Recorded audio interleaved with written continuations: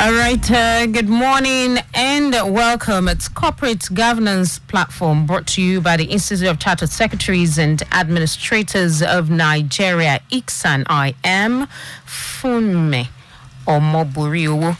ICSAN is dedicated to enhancing the status and practice of corporate governance and administration. On the program this morning, we're going to be looking at nature and function of compliance as a key principle of corporate governance. And our guest on the program this morning is Mrs. Bukola Adebayo, FCIS, a chairman of the Ogun State chapter of ICSAN. She's managing partner of Insight Solicitors. Good morning, Mrs. Adebayo. Good morning, madam. How are you doing today? Very well, thank you.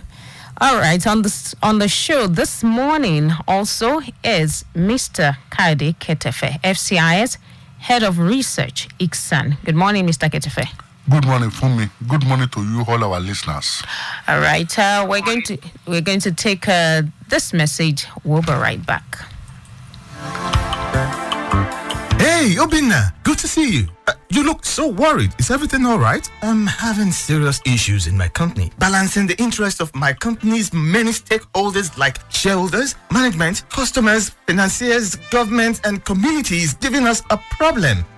That has to do with corporate governance. Exactly. Then, you need to get in touch with ICSAN. ICSAN? Yeah. Institute of Chartered Secretaries and Administrators of Nigeria, ICSAN. They provide you with seasoned and top-ranking professionals trained to uphold the standards of corporate governance and efficient operations. You can also get in touch with ICSAN if you want to become a Chartered Secretary and Administrator. Contact ICSAN by visiting the website www.icsan.org or call 009 06 601 69. ICSAN, the hub of governance professionals.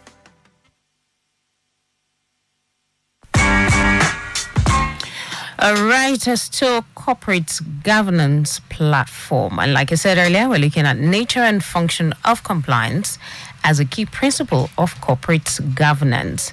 Mrs. Adebayo, what exactly does the term compliance refer to? Okay, before we can actually define compliance, is actually pertinent that we mention corporate governance at first and give a definition to that. The corporate governance is a system by which companies are directed and controlled.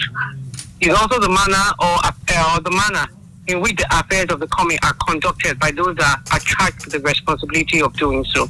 By these, we mean the board of directors as well as the other principal and management members of the company.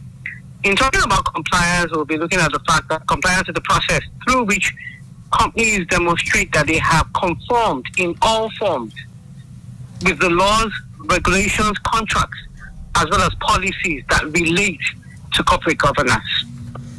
All right. Okay. In line with this, is pertinent for all companies, right, to adopt the apply and explain approach in reporting on compliance with the Nigerian Code of Corporate Governance of 2018.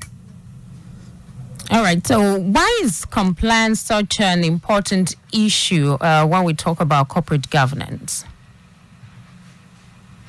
Compliance is very important in corporate governance because it's a process by which the company members, or rather the directors, are able to determine and tell everyone, right, that they are doing the right thing. They are conforming in what is expected of them.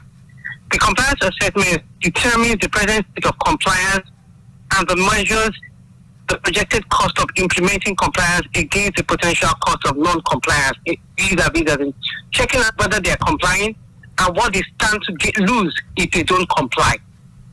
So compliance is very important because it helps disclose the extent of what the company is working on, what the company itself is into, how exactly are they conformed with the rules as expected of them in all forms. So it is a very important part of corporate governance. All right, I'm sure there are some forms of compliance, but let's look at some. Let's look at legal compliance, corporate governance compliance, and ethical compliance. Maybe you take one after the other. Okay, if you're talking about legal compliance, right? Okay, I'll take legal and ethical compliance together, but differently.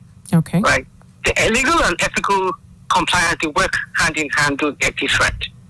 The legal compliance has to do with conforming with the laws and regulations as have been laid down, in ensuring that what laws you have in the NCCG 2018 are complied with, as well as every other law that has to do with that company. But not just looking at, we're talking in the general aspect of any type of company, not just probably financial institution or corporate governance cuts across all types of companies. So for whatever law that applies to that type of company, then they must ensure that the rules and regulations, the laws that bind and regulate that industry must be conformed with. Then you're talking about the ethical compliance, you're talking about the moral principles that will also govern the behavior or the conduct of that company, right?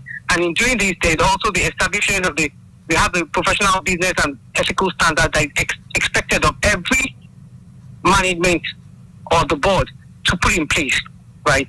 To ensure you promote good conduct and investor confidence in your shareholders.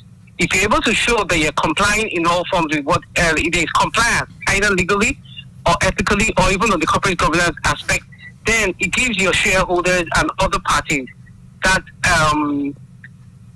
that comfort that things are going on well. If there's an evaluation, it shows that, oh fine, there's a pass mark the company is working with, right? And where there are things that need to be changed, then at the same time the company needs to work on that.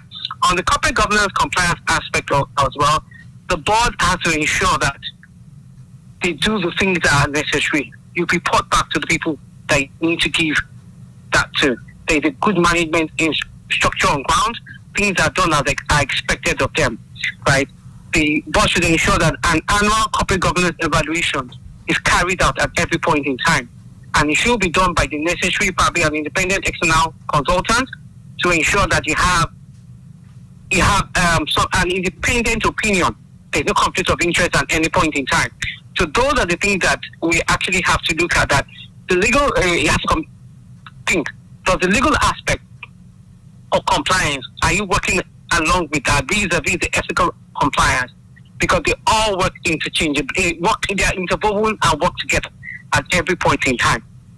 Okay.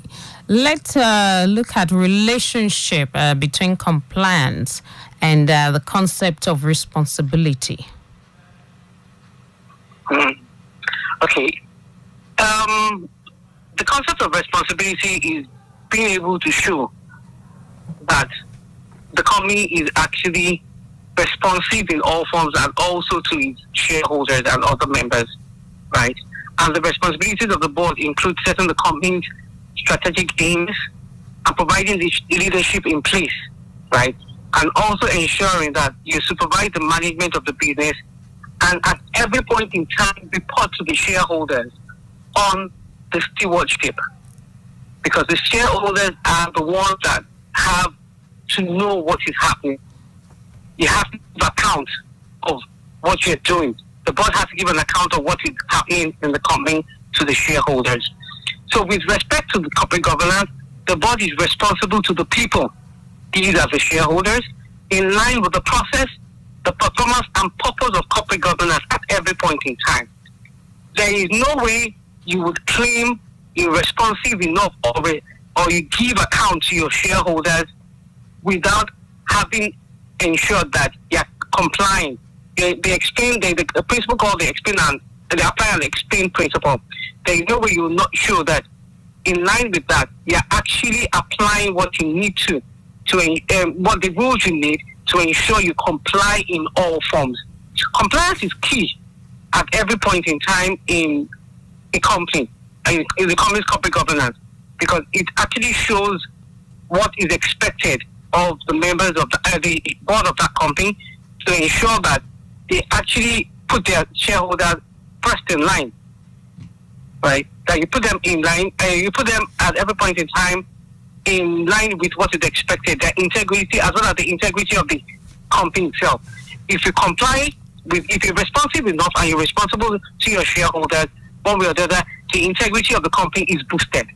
The people believe much more in the company because it shows that at every point in time you hold yourself accountable to the shareholders.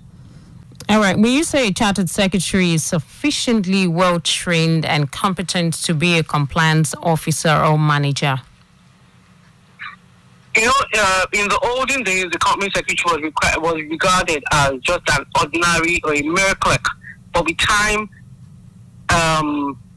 the duties given to the company secretary increased, and with time, it became the company secretary became an important personality in management board, right, with the company.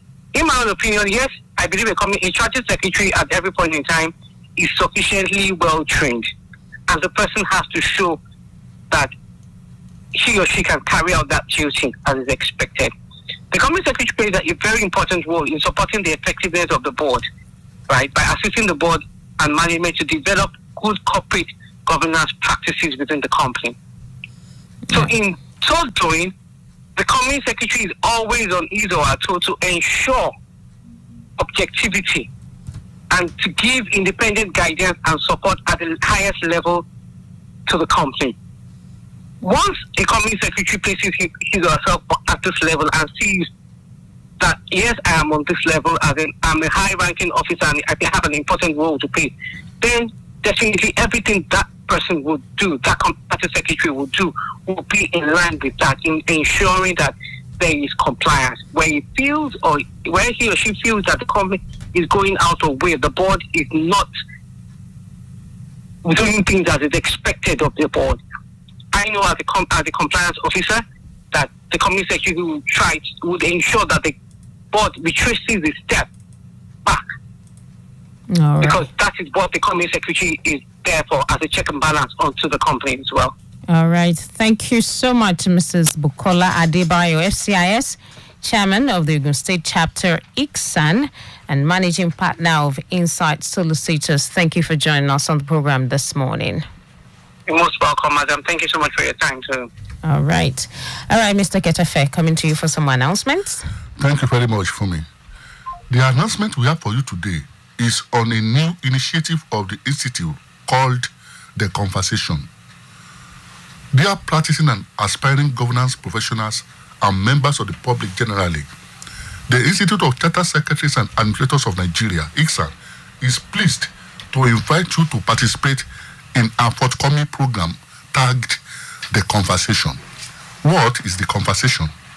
The Conversation is a new advocacy program of the Institute centered around governance and contemporary national issues and conceived to enlighten, educate, and share knowledge and insight with our stakeholders and members of the public generally. The first in the series of this novel program is scheduled to hold on Wednesday, 2nd of June, 2021 by 11 a.m. prompt. The guest at this event is a former Minister of Finance, who is also former Minister of Industry, Trade and Investment, Olusegun Olutoyin Aganga, CON. The chief host is the President and the Chairman of the Governing Council of the Institute, Mr. Bode Ayeku, FCIS.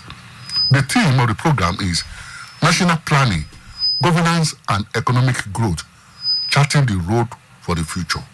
The theme of the program, once again, is National Planning, Governance and Economic Growth, Charting the Road for the Future.